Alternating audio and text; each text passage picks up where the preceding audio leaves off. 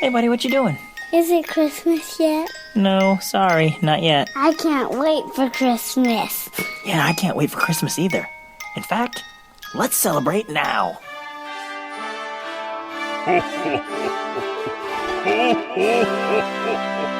Welcome to the Can't Wait for Christmas podcast.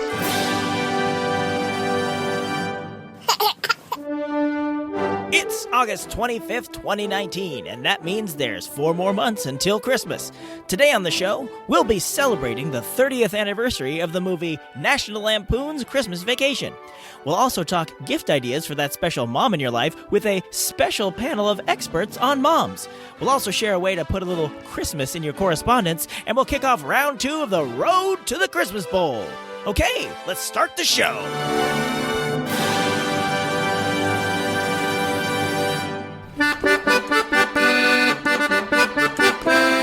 Greetings, fellow merrymakers. Welcome to another merry and bright edition of the Can't Wait for Christmas podcast, the Polar Express of podcasts, except you don't need a ticket, there is no train, and we don't go to the North Pole.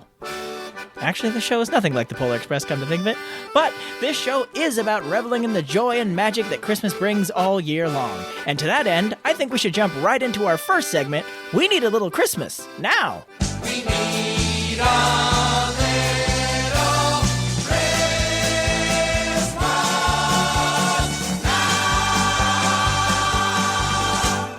Even though our listener feedback special was last month, some folks are still contacting us through our email, Facebook, or even Twitter, like this Twitter message I got from Jim that I thought was a great idea for our Need a Little Christmas Now segment. Jim writes, "One thing I do for Christmas spirit all year long is buy extra stamps during the season and use them as long as they last. I know people don't mail as much as they used to, but not only does it help me, but other people see it and also hopefully helps raise their Christmas spirit." That is a great idea, Jim, and one that I totally do too. This last Christmas, I bought a bunch of those Santa stamps the post office was selling, and I totally still have some and use them whenever I mail things. Sadly, as you mentioned, we don't really use snail mail, as you kids call it, as often as we used to, but it is nice to add a little Christmas spirit to my mailings. I don't use them on bills, though. Maybe it's a little jaded of me, but I feel like you're already getting my money. You don't get my Christmas stamps. I save those. I save them.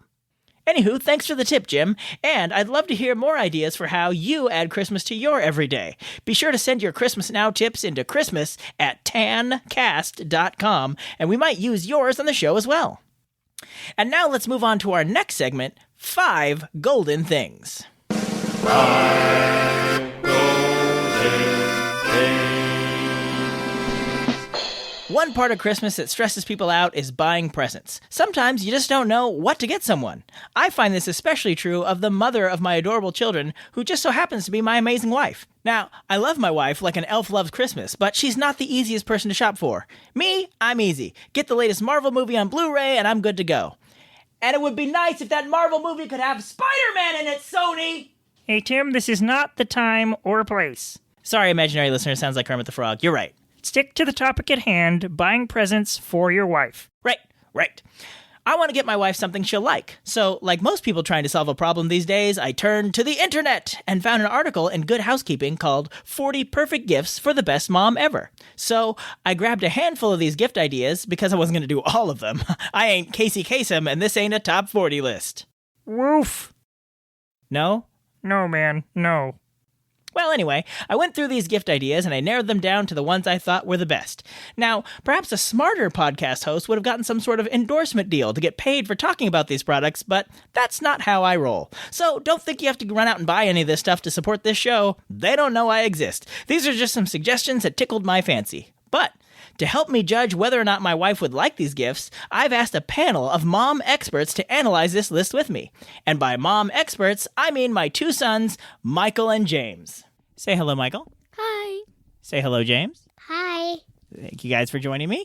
Okay, so you're going to help me rank these gift ideas to see which ones you think Mommy would like the most. Can you help me do that? Yeah. Yes. Okay, let's get started with... Number 5. Backslash's self-rolling yoga mat. So when you're done doing yoga on this mat, you just flip it over and flip up the end and it rolls itself up. Plus, it's a smart yoga mat and it can connect to your Alexa smart speaker and talk you through your yoga exercise. What do you guys think Mommy would think about this? All right, they're watching the video. It's rolling itself up. This is scintillating stuff for the podcast listeners who can't see this video. Yeti, yeah. They're dancing around with yoga mats. So, do you guys think Mommy would like... Do you think that would be a good Christmas present for Mommy? Yeah, as long as you get the Alexa, too. Yeah, you get the Alexa because I love her. All right, so they're more in favor of buying Alexa than buying the thing. Moving on.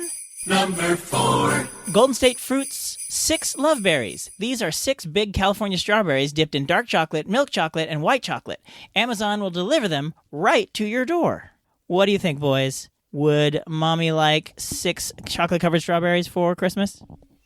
Kind of.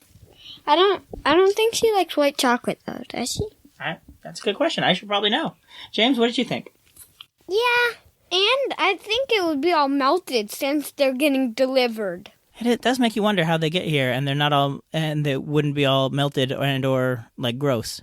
But I mean, they wouldn't offer them if they delivered them gross, would they? I don't think so. Yeah. Actually, there probably was. Number 3. Ember's Temperature Control Smart Mug. Yes, even coffee mugs are smart now. So I picked this one because my wife has to keep reheating her coffee in the microwave, and I thought a mug that could keep it warm for her was a great idea. The downside is it only has an hour of battery life, so unless you put it in the charging station, you only get an hour of heat. But I like that you can control the temperature of the cup with your phone. Oh, also, it's like $80. That's a bit steep for one coffee mug. What do you boys think?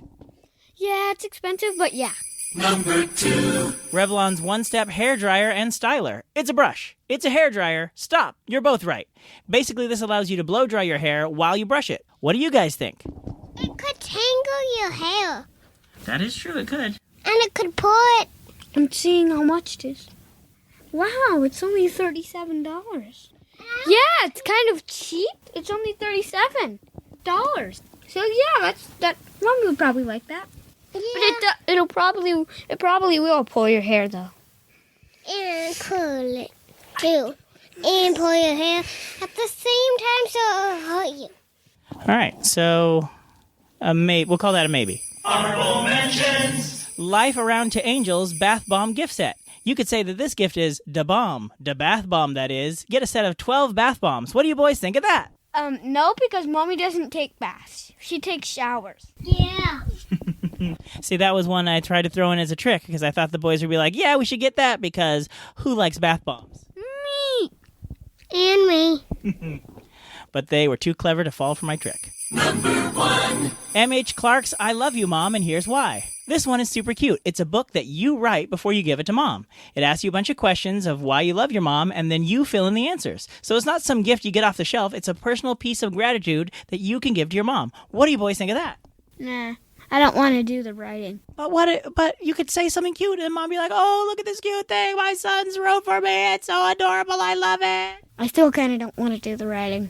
But what if I did the writing for you? Then yeah. Okay, yeah, because I don't really want to do it. But you'll answer the questions, and I'll just write down your answers? No, Michael should answer the question. What about you? No. Why not? No. You don't think Mommy wants to hear about you? I don't have... Let's practice. What's something you really love about Mommy?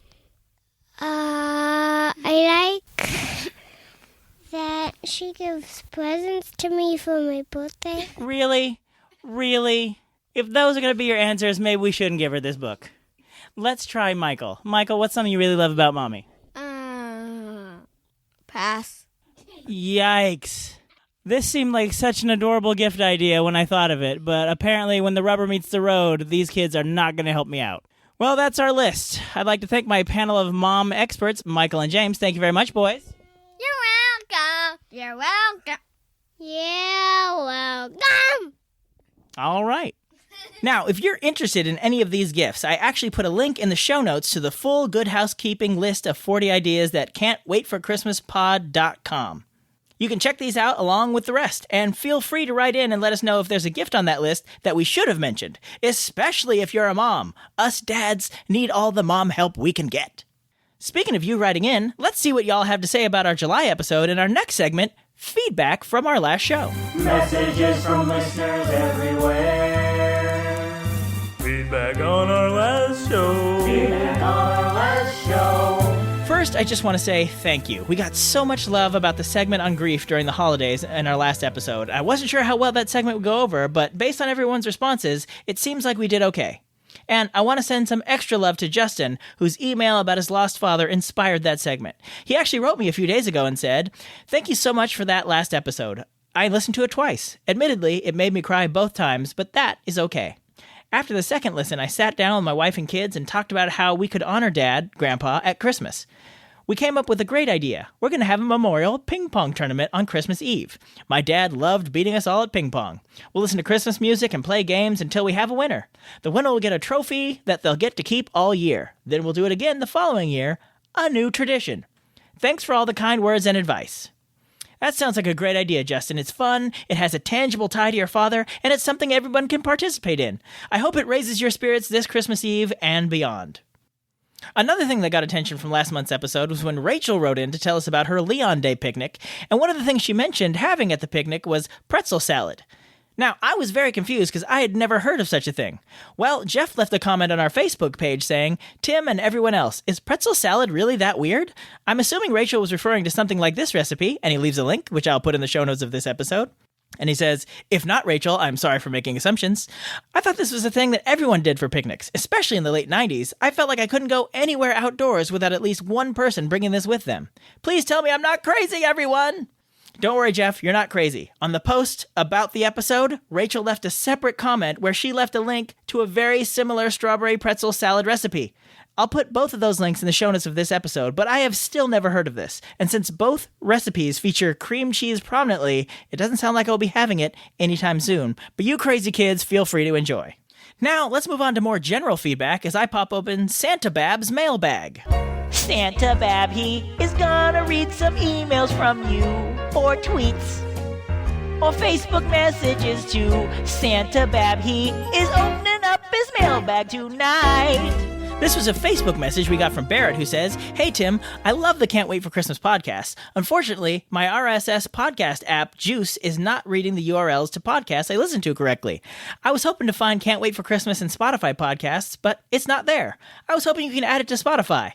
Well, guess what? I totally did add the podcast to Spotify. So now you can tell all your friends who weren't listening to the show because it wasn't on Spotify that they have no more excuses and they totally have to listen now." That's not how that works. That's not how that works? Totally not how that works. Well, all right. But do they allow you to review podcasts and rate them on Spotify? Because if they do, I would totally extend my offer to send you a sticker or a temporary tattoo, just like if you leave a review on iTunes, if you leave one on Spotify. Just leave the review and then email me at christmas@tancast.com, and we will ship one of those out to you. Now a word from one of the other podcasts in the Christmas Podcast Network. Christmas. Thank you for that word. The Can't Wait for Christmas podcast is part of the Christmas Podcast Network, a collection of the greatest Christmas podcasts around. You can find out more about all the shows on the network at christmaspodcastnetwork.com.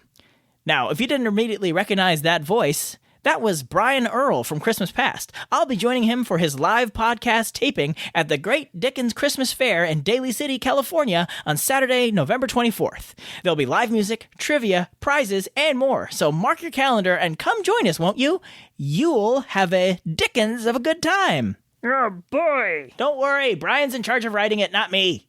Now, before we move on to our feature segment, I've got a quick Christmas movie news bulletin, so it's time for All I Want for Christmas is News. Baby, all I want for Christmas is news. Yeah. Give me that news, baby. Yeah, news. So the D23 Expo is going on right now in Anaheim, California. Like, as I'm recording this, news is coming out of the expo.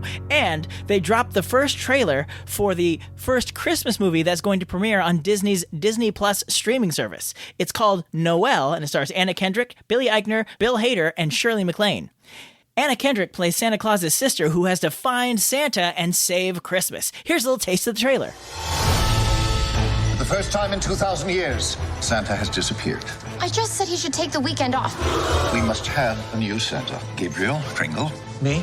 I'm in the tech department and loving it. What about a rescue mission? Do you mind telling me what you're doing? I'm going to get my brother, and you're coming with me. Stay right where you are. We are looking for Santa Claus. You don't tell anybody who you are? Where are you from? A little town up north. Or where you came from? Sir, it's a privilege to wear that suit. Put some pants on. So naughty. Christmas Eve is less than 48 hours away. This could be the perfect time to start an online delivery platform. We gotta find Santa. For thousands of years, we've jingled bells and delivered toys, and we must make sure nothing changes that. Like I said when I posted the link to the trailer on our Twitter feed, like I needed another excuse to get Disney+. But now let's move on to today's feature segment and take a look at the Christmas classic celebrating its 30th anniversary this year, National Lampoon's Christmas Vacation. I'm sorry, stop. Right off the bat, I messed up. See, I'm not much of an expert on the vacation movies, but apparently this is the only one in the series not to feature the song Holiday Road. Although, it sounded an awful lot like the song was in the trailer. But they actually commissioned a whole new Christmas song for the film, which is aptly titled Christmas Vacation. Hear that sleigh, Santa's on his way. Hip hip hooray for Christmas vacation. So this movie is pretty unique in terms of Christmas movies. It's actually the third in a series of movies where the first two had nothing to do with Christmas, yet it totally works on its own. It could be partially because it was based on a short story by John Hughes. Apparently Hughes was not a big fan of sequels, though. Even though he wrote the first movie in the series, National Lampoon's Vacation, he did not come back for the sequel, National Lampoon's European Vacation. And he was quick to inform people that he was not at all involved with the later Vegas Vacation. So what brought him back for Christmas Vacation? The chance to adapt his short story, Christmas 59, which appeared in National Lampoon magazine in 1980. Now, like I said, I'm a bit of an outsider to this whole series. I vaguely remember seeing the European Vacation when I was a kid. I didn't see the original Vacation until I was almost done with college, and I've never seen Vegas Vacation or the recent sequel/reboot with Ed Helms. So, Christmas Vacation definitely passed me by while it was in theaters. I know I saw it much later in life. I was at a party, and the only thing I really remember was laughing a lot when Chevy Chase's character snaps towards the end. So, when I rewatched it for this episode, I didn't really remember most of it. It was almost like watching it for the first time. Actually, it was great to finally have a frame of reference for those quotes I hear in the intro to the My Merry podcast and 'Tis the Podcast. That thing had 9 lives. She just spent them all. Woo! So I assume everyone in the world but me has seen this movie many, many times, but I'm going to go through the plot anyhow. It starts with an animated opening credit sequence where Santa gets involved in pratfall after pratfall while trying to deliver presents to the Griswold home, to the tune of the aforementioned Christmas Vacation song. Apparently, that was a last-minute change, and the original plan was for an instrumental score to accompany the opening animation, which is why it's not really timed to the song. Then, we meet the Griswolds. Clark, played by Chevy Chase, is determined to have an old-fashioned family Christmas this year. So, he and his wife, Ellen, portrayed by Beverly D'Angelo, have packed the kids in the car and are headed out to cut down their own tree. While Chevy and Beverly are returning champions from the Vacation and European Vacation movies, the kids, Rusty and Audrey, are played by newcomers to the series, Johnny Galecki from The Big Bang Theory and Academy Award nominee Juliette Lewis, respectively. Apparently, every movie recast the kids. They've never played by the same two actors twice. This was even something they addressed in some Old Navy commercials they did a few years back with Chase, D'Angelo, and Lewis, along with a bunch of other Rustys and Audreys. Hey, kids, how you liking those sweaters, Audrey? Love the stripes. Russ? Awesome, Dad.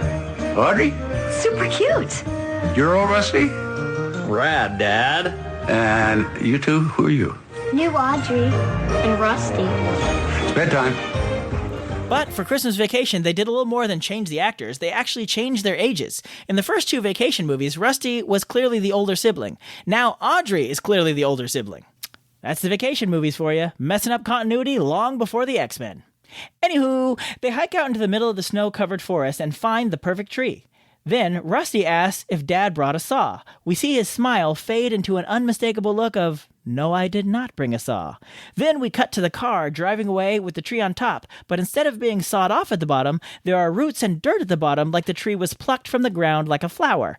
Now, I promise I'm not going to get this bogged down in every detail of the movie, but how did they get that tree out of the ground? Did they dig it out with their hands? Whatever they did, it seems next to impossible. But anyway, they get it home, and we're introduced to the Griswolds' neighbors, Margot and Todd Chester, played by Veeps, Julia Louis-Dreyfus, and Nicholas Guest, respectively. We're not really told why, but Clark hates Todd and Margot. I mean, yes, Todd does snarkily ask Clark where he's going to put a tree that big, but Clark fires back with way more hostility than necessary. Hey, Griswold, where do you think you're going to put a tree that big? Bend over and I'll show you. You've got a lot of nerve talking to me like that, Griswold. I wasn't talking to you. Look, I know we're supposed to be on Clark's side because he's the star of the movie, but Clark is kind of a jerk throughout this entire movie. He invited his parents and his wife's parents to stay with him for like a week before Christmas because he is dead set on having this old-fashioned family Christmas, despite Ellen warning Clark that it might not be the best idea. And then when the parents arrive, at the exact same time, I might add, how did that work out? With two sets of parents, presumably from two different houses, they hit the front porch at exactly the same time? Anyway, when the parents arrive and all manner of bickering and arguing breaks loose, Clark goes outside to escape by decorating the house. Not to mention, he puts his whole family in danger by going full road rage mode in the beginning of the movie.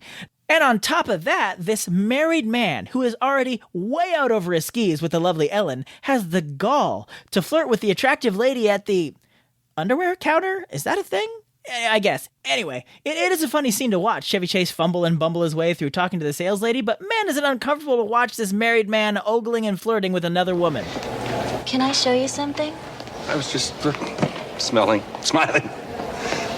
I was just browsing. For your wife or your girlfriend?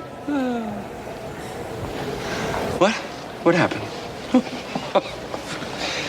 Woof.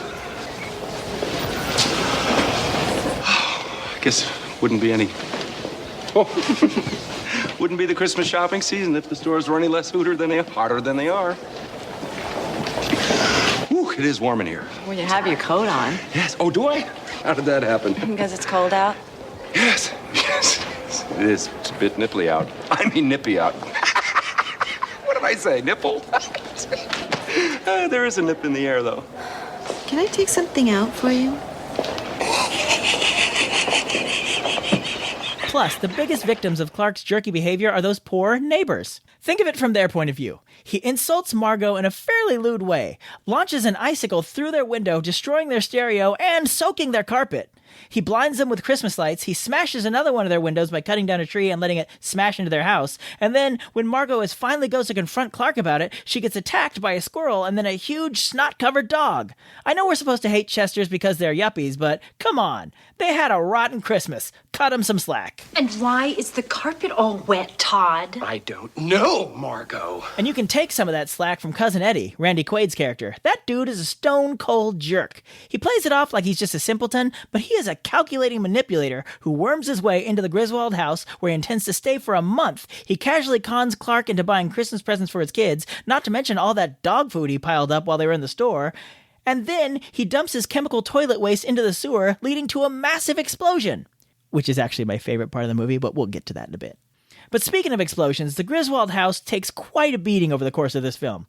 One of the side plots of the movie is that Clark has put a big down payment on a pool that he wants to get the family for Christmas. But it was more than he had to spend, so he's really counting on his Christmas bonus.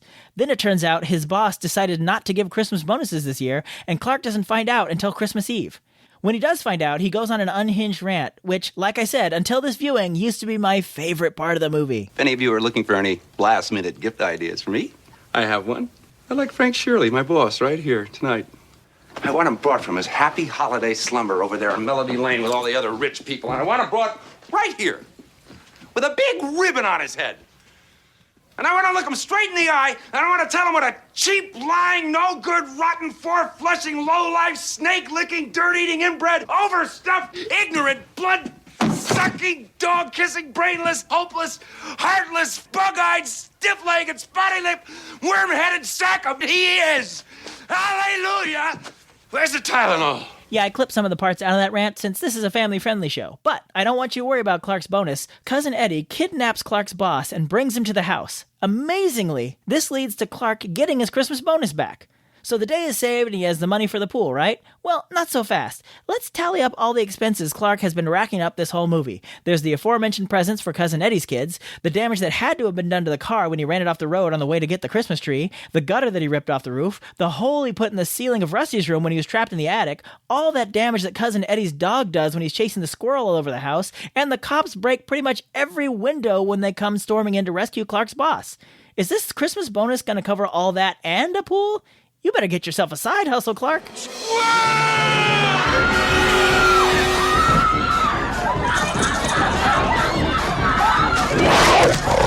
So Now, before we get to my favorite part of the movie, I want to throw out a couple of fun facts I found, which was harder than I expected. I tried listening to the commentary track on the DVD, but they spend the majority of the time, no joke, talking about Beverly D'Angelo's hair. See, I look at this and all I remember is that I hadn't quite decided what to do with my hair. I think I remember. I was trying to wear as many hats as possible. It's like, am I going to cut it? Am I going to be... Because, as we all know, that was the most important acting choice I ever made in this movie. And originally... Did that, and I remember. You decided to go along with it, huh, Beverly? This was the fine... No, I still hadn't decided. This was the smooth side part thing. That's all I had to offer as an actress was my hair. I remember this set. But you know... See, there's a new hairstyle I'd just like to point out. I got another hairstyle going on. Just want to point it out. One bit of trivia is that this is the only vacation sequel to spawn its own sequel. There was a made-for-TV movie called National Lampoon's Christmas Vacation 2, Cousin Eddie's Island Adventure. They got Randy Quaid to come back, as well as Miriam Flynn, who plays his wife, Cousin Catherine. Now, I haven't seen that, and I'm not going to lie to you, I don't plan on it. Doesn't exactly look like it recaptured the magic of the original. Another fun fact, this Christmas movie helped lead to another famous Christmas movie.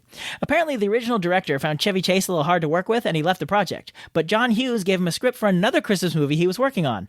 That director was Chris Columbus, and he would go on to direct that script a year later, a little movie you might have heard of called Home Alone. Christmas Vacation is actually the highest grossing film in the Vacation series, but as Beverly D'Angelo points out in the commentary when she's not talking about her hair, when adjusted for inflation, the first Vacation movie actually sold more tickets. So, there you go. Also, at one point in the movie, Audrey is complaining to her mom that it's super weird that she has to share a bed with her brother. Well, I don't know if this was an intentional joke or not, but last year on the Roseanne spinoff of The Connors, Johnny Galecki guest starred as the ex-boyfriend of Sarah Gilbert's character, and his girlfriend on the show was played by Juliette Lewis. They were sharing a bed. Crazy. Speaking of famous people in this cast, and there are tons, this cast is all top-notch talent. I haven't mentioned Uncle Lewis and Aunt Bethany, played by William Hickey and Mae Questrell, respectively. Hickey is known to Christmas fans as the voice of Dr. Finkelstein in The Nightmare Before Christmas, and Questrell was the original voice of Betty Boop.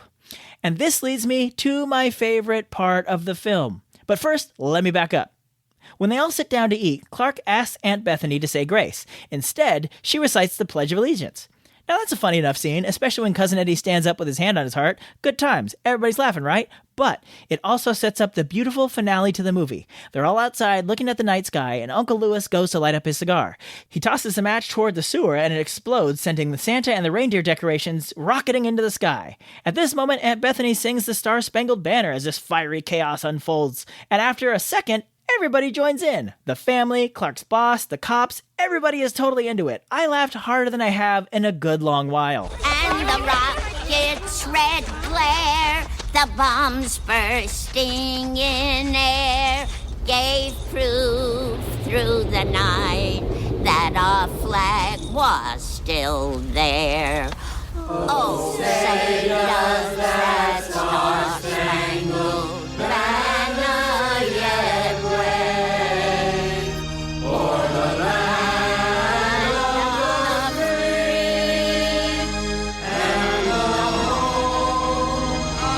of the play ball. So that's my look back at National Lampoon's Christmas Vacation.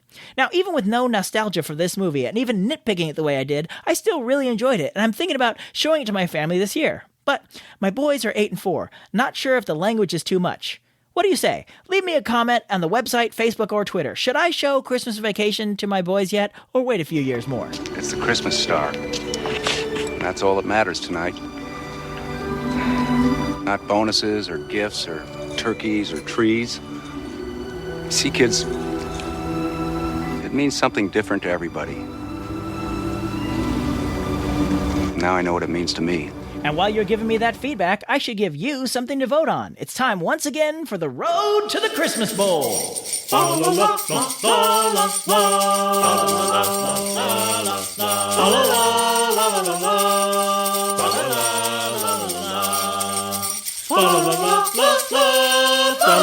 All year, we're going to have 2 different Christmas dishes compete each month for your votes until we decide what is the ultimate Christmas food.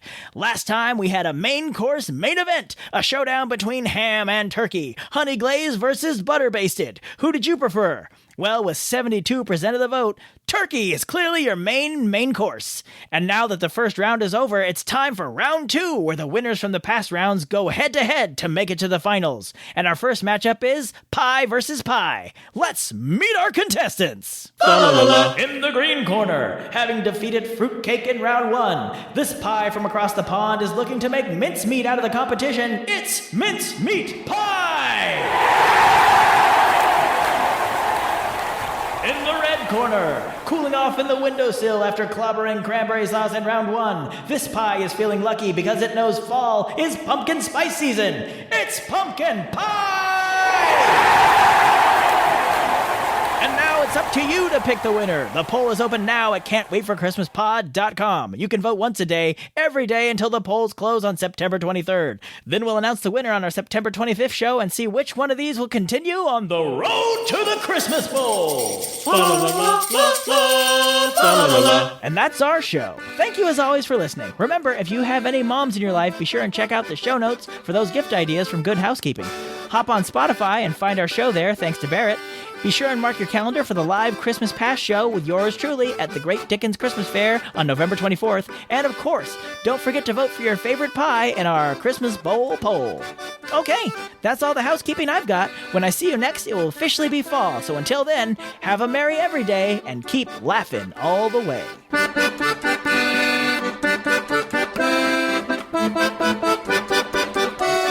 And that was Christmas 1983.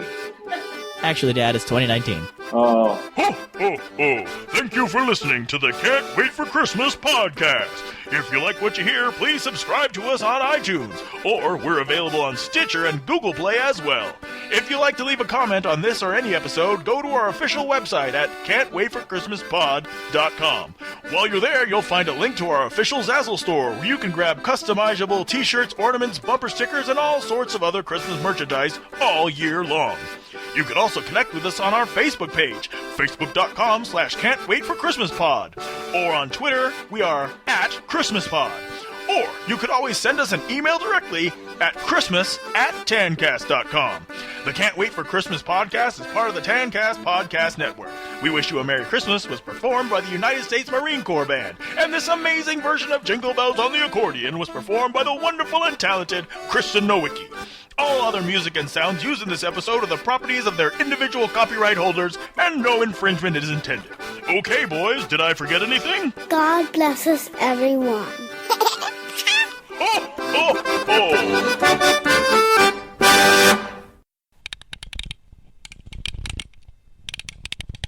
Hey, Outtake fans. If you ever go to the website, you might notice that one of our listeners, Marcia, often comments that she wishes the kids were on more. Well, I hope you enjoyed the kids on the show today, but these outtakes might show you why the kids aren't on more. It's like trying to herd ducklings in a busy street.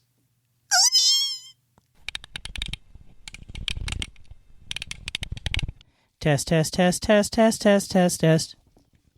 Blah blah blah blah blah blah blah blah blah blah blah Divenya. Blah. Let your brother have a turn. As loud as you can. I do Too that. loud. Yes. No, not as loud as you can. I do the opposite of that. Uppy.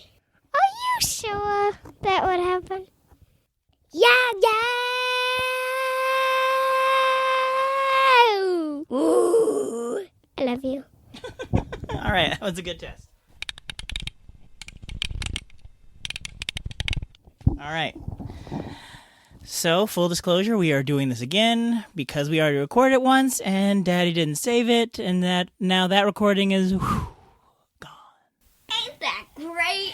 No, it is the opposite of great. Aw. But it's not your fault. Yay. Is it my fault? Of course not. It was my fault. I didn't save it. I don't know what happened. Anywho, let's do this thing. Wait, guys. Wait.